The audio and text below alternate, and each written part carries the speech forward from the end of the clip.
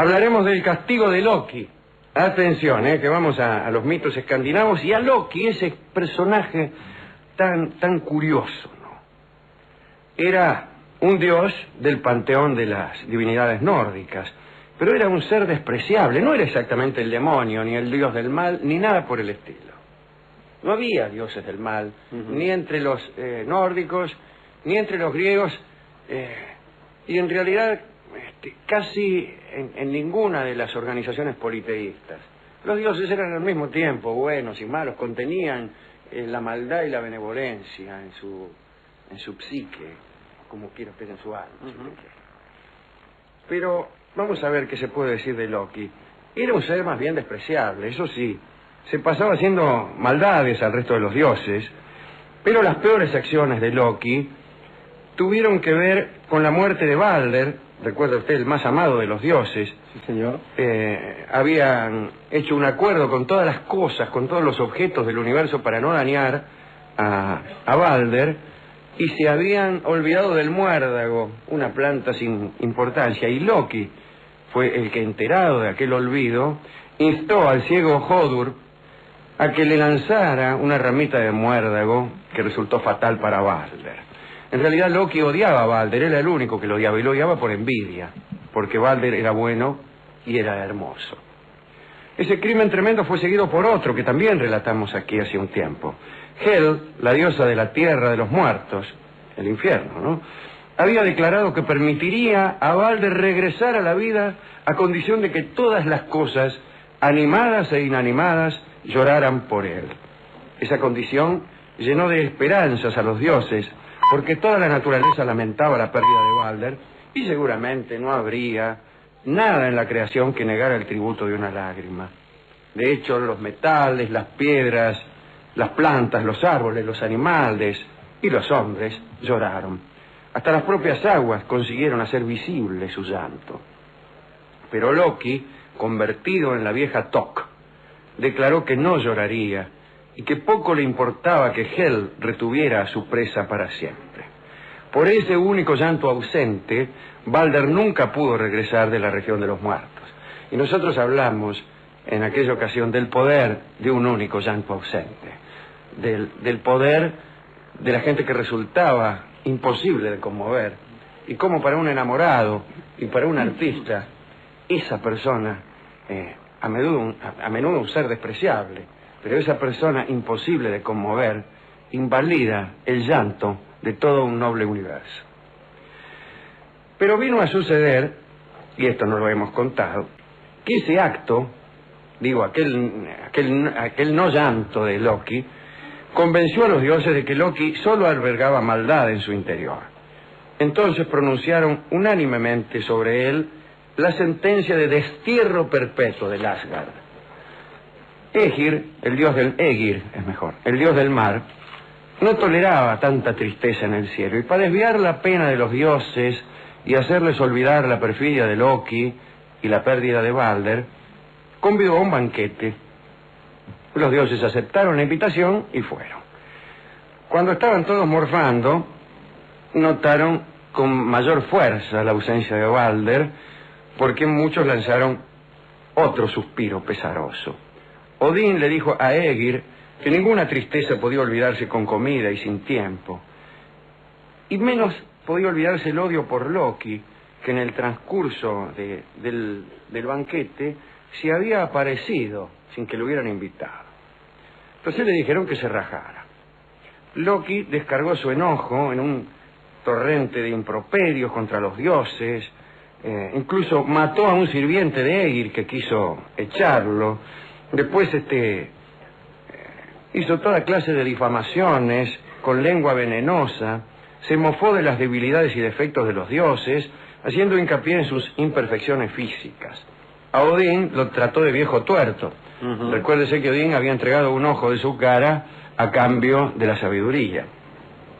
Pero esto es curioso de todos modos, porque en algunas transcripciones de los mitos nórdicos, Odín es hermoso, aunque tuerto, pero hermoso, y joven a perpetuidad.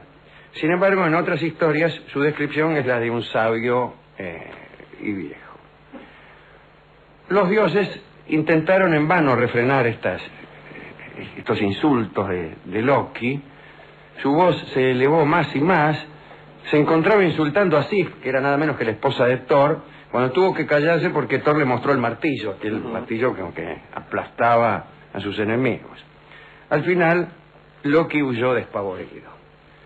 Consciente de que ya no podría regresar al Asgard jamás, y consciente también de que los dioses lo querían matar, Loki se retiró a las montañas. Allí construyó una cabaña con 4 puertas que siempre dejaba abiertas para asegurarse la huida en caso de necesidad. Allí vivió durante algún tiempo con su esposa, que se llamaba Sigyn. Repito, Sigyn, así se llamaba la esposa de Loki. Trazando cuidadosamente un plan, Loki decidió que si los dioses iban en su búsqueda, él correría hasta unas cataratas cercanas y, transformándose en pez, evadiría a sus perseguidores. Ese era el plan de Loki, que tenía como proteo el poder de convertirse en cualquier cosa. Pero aquel plan no funcionó. Odín y Thor se presentaron en la cabaña. Loki huyó, se transformó en salmón y se arrojó al agua. Pero Thor lo atrapó en el aire y lo sujetó con tanta fuerza que no pudo escapar. ¿Sabe usted que el salmón tiene la cola muy, muy delgada? Y los nórdicos antiguos atribuían esa característica al apretón de Thor, al capturar a su enemigo. Loki volvió a su forma habitual y sus captores lo arrastraron hasta una caverna y allí lo ataron. No satisfechos con las cuerdas con las que lo habían atado, procedieron a convertirlas en hierro. Skadi, una giganta personificación de los ríos fríos de montaña, había observado con alegría el encadenamiento de Loki y participó de aquel castigo eterno. Ató una serpiente sobre la cabeza de Loki que dejaba caer su veneno, gota a gota, sobre el rostro del encadenado. Pero para diluir ese castigo, se produjo una demostración de amor notable. Sigyn, la fiel esposa de Loki, corrió a su lado con un recipiente y hasta el día de la venida del Ragnarok, es decir, el último día, el ocaso de los dioses, permanece Sigyn con Loki, juntando las gotas en un tacho antes de que caigan sobre el marote de su amado. Sigyn nunca deja su puesto, excepto cuando se llena el tacho. En ese caso tiene que ir a tirarlo al patio, y en esas ocasiones muchas veces no hace a tiempo a regresar hasta que caiga la siguiente gota, entonces una gota o dos de veneno le caen sobre la cabeza a Loki. Como es un veneno muy corrosivo, Loki grita y se retuerce, y esos esfuerzos provocan los terremotos que tanto asustan a los mortales y cuya explicación no se había encontrado hasta hoy. Al menos aquí en este grupo. Cada vez que Sigyn falla o se demora y ve el dolor de Loki, llora.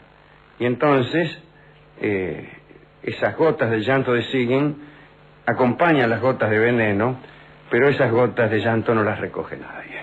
Así está Loki y así estará hasta la última batalla, hasta el Ragnarok, hasta el ocaso de los dioses. ¿Le gustó esta historia? Sí, mucho. Mucho.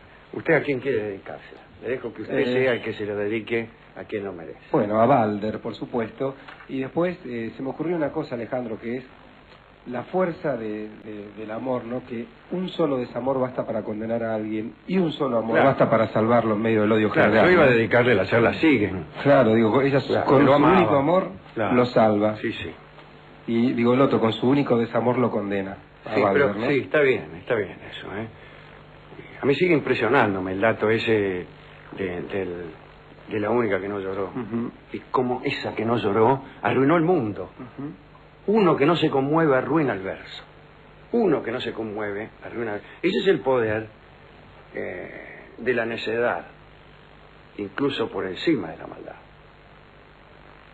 La necedad es inconmovible e irrecuperable.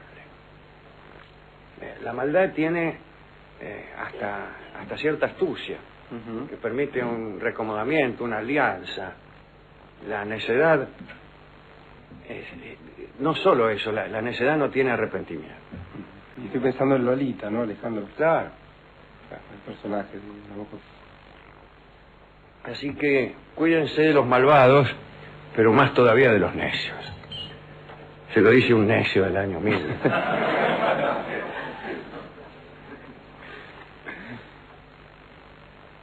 Hechas las dedicatorias, corrimos a la discoteca donde se nos entregó un disco que no es otro que el tango Una lágrima, en homenaje a las lágrimas de Sigyn, en la interpretación de la cantante Ruth Ataguile. Adelante.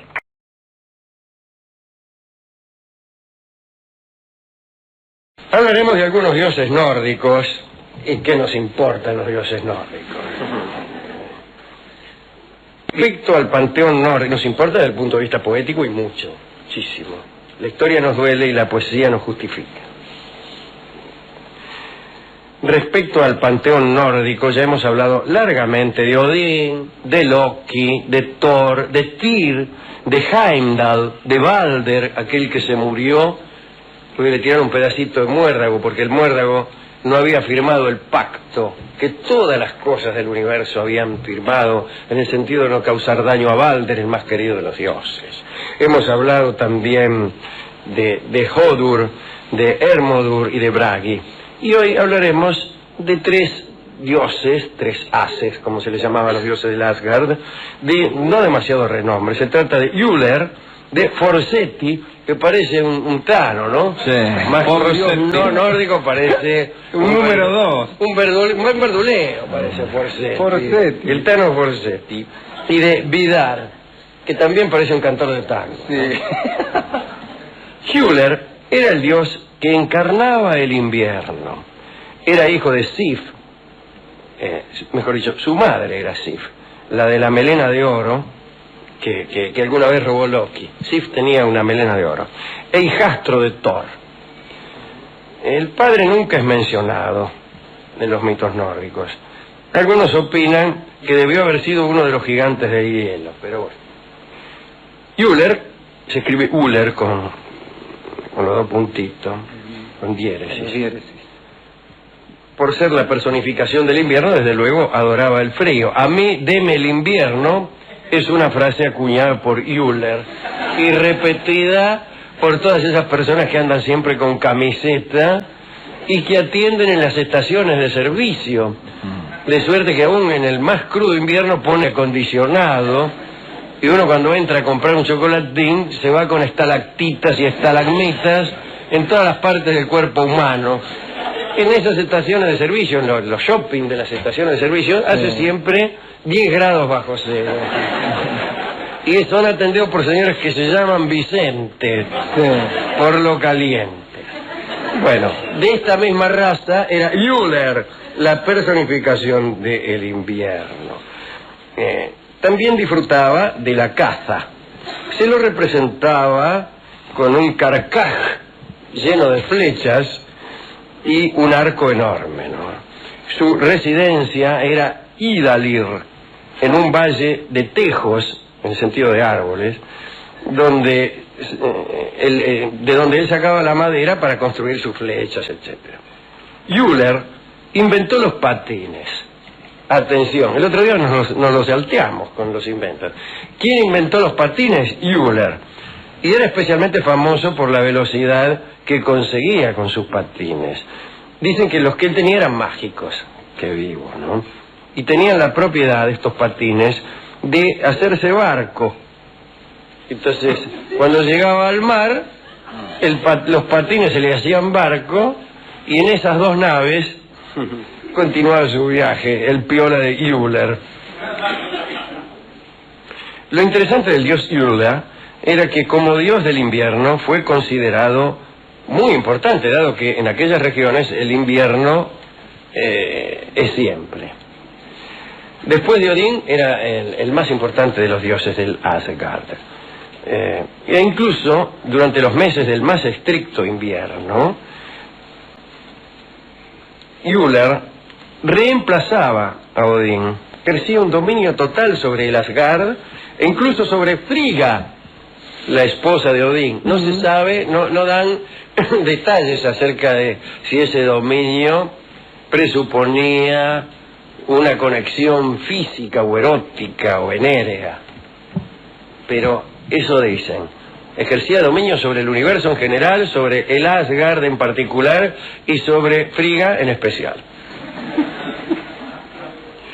Como Euler era muy parco, y está muy bien que la personificación del invierno sea parca, nunca le concedía regalos a la humanidad.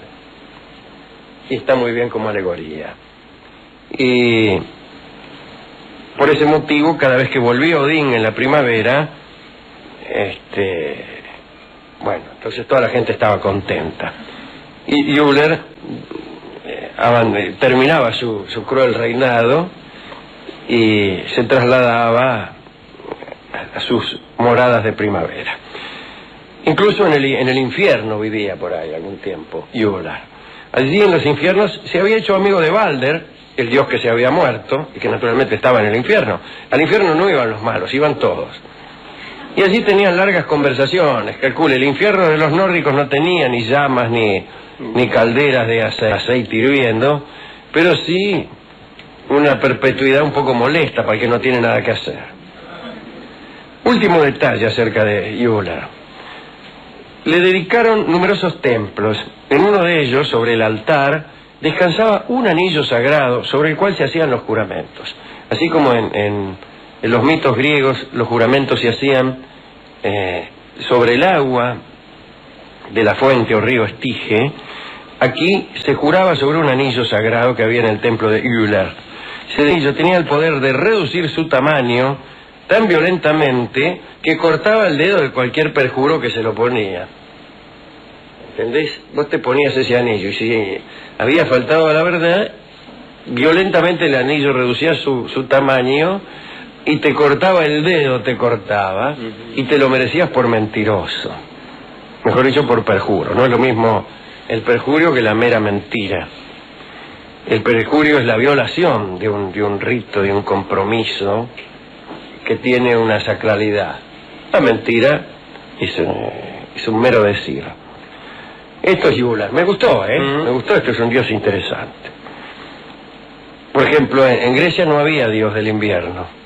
Es que no había casi invierno. Grecia es tan... El invierno es benigno. Citemos a Forsetti, Altano Forsetti, Poco podemos decir acerca de este dios. Era hijo de Balder y de Nana, esta hermosa chica que según hemos dicho, acompaña a Balder en el infierno. Forsetti era el más sabio, el más elocuente y el más gentil entre los dioses. Cuando su presencia en el Asgard se hizo conocida, los dioses le concedieron un asiento en la sala de consejos y le encargaron que fuera patrono de la justicia y la rectitud, nada menos. Le entregaron como residencia el palacio Glitnir, que tenía techos de plata, el calor que hacía. Pero en un lugar frío como ese, el calor siempre es bienvenido. Tenía también pilares de oro, aunque supongo que hará frío con techo de plata, porque el metal conduce tanto el frío como el calor.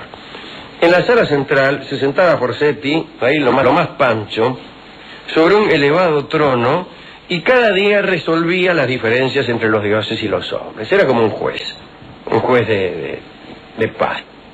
Y cuentan que nadie salía de allí sin plena satisfacción. Es decir, no era juez.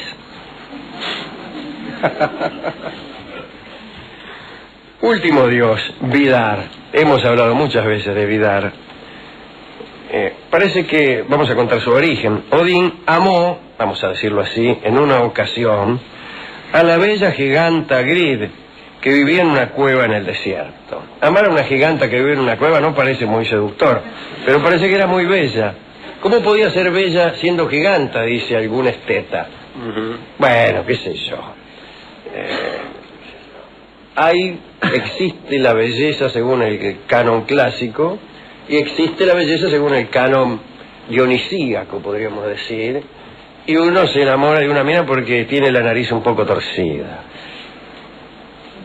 O uno cree eso. Bien, el caso es que ahí estaban Odín y la giganta, y de esa unión nació Vidar, un muchacho extraordinariamente fuerte, representado como un hombre alto y bien parecido al chancho, diría, Sí, en mi pueblo, paisano.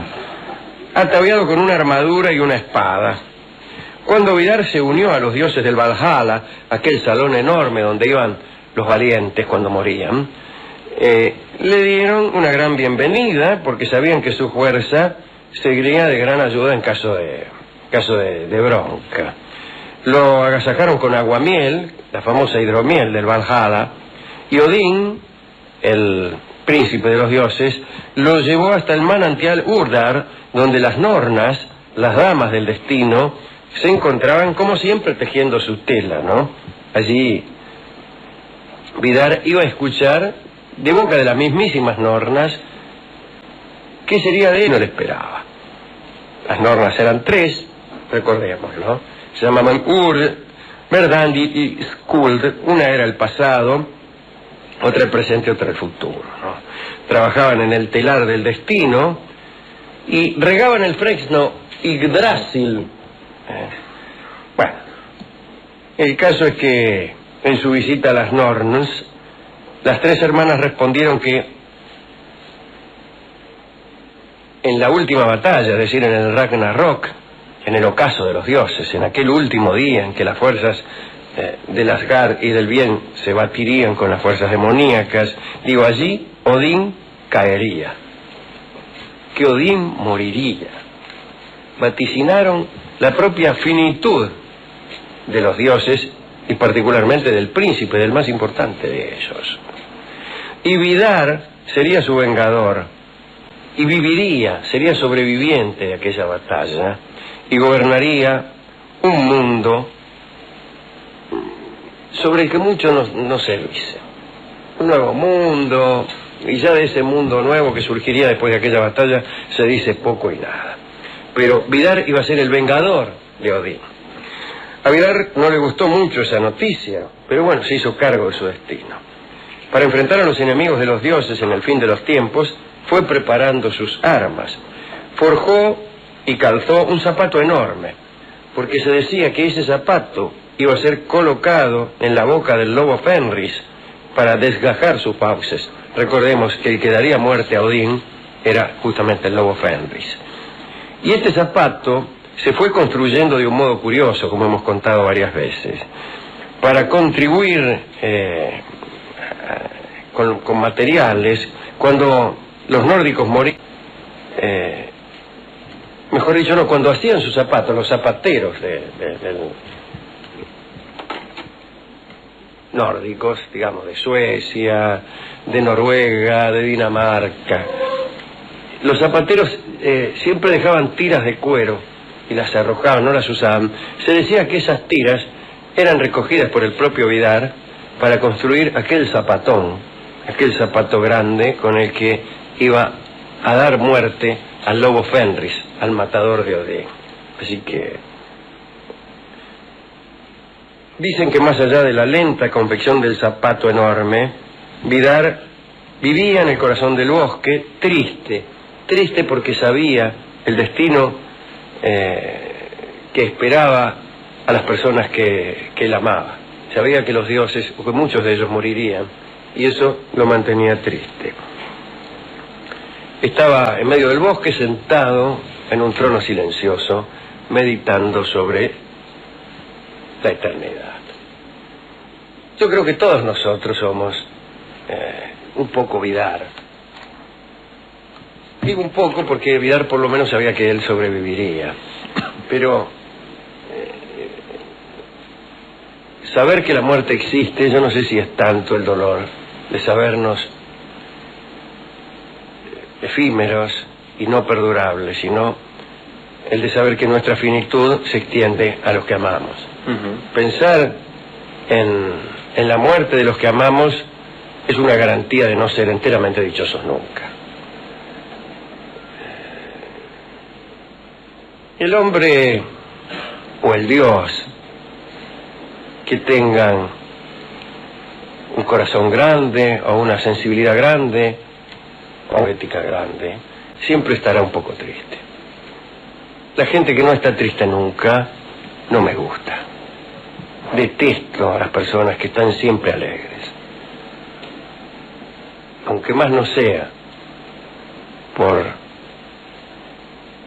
compadecimiento de otros que sufren, deberíamos encontrar en nuestra vida un poco de tristeza, aunque más no sea por los males ajenos.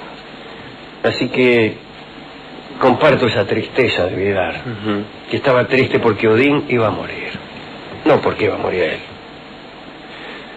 ¿A quién quiere dedicar? ¿A cuál de estos dioses de este pequeño catálogo quiere dedicar usted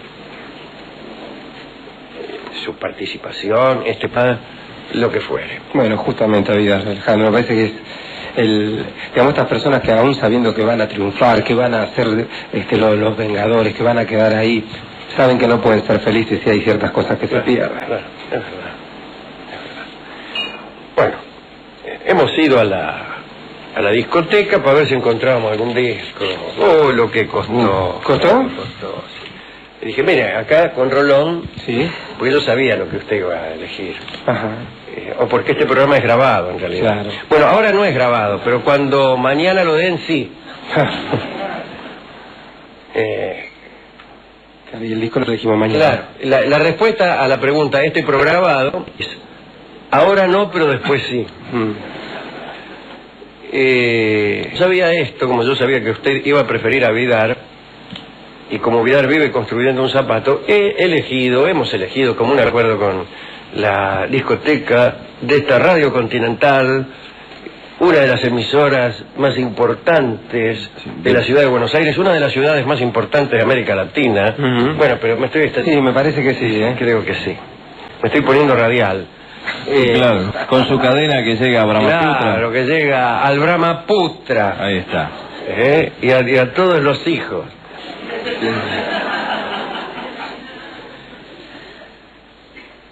El tango Giuseppe y el Zapatero.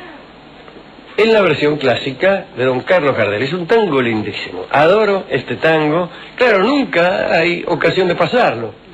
Tenemos que hablar de un tipo que se llame Giuseppe, pero ya después al poner Giuseppe el Zapatero, ¿qué tiene que ver? De zapateros hemos hablado poco. Sí, realmente.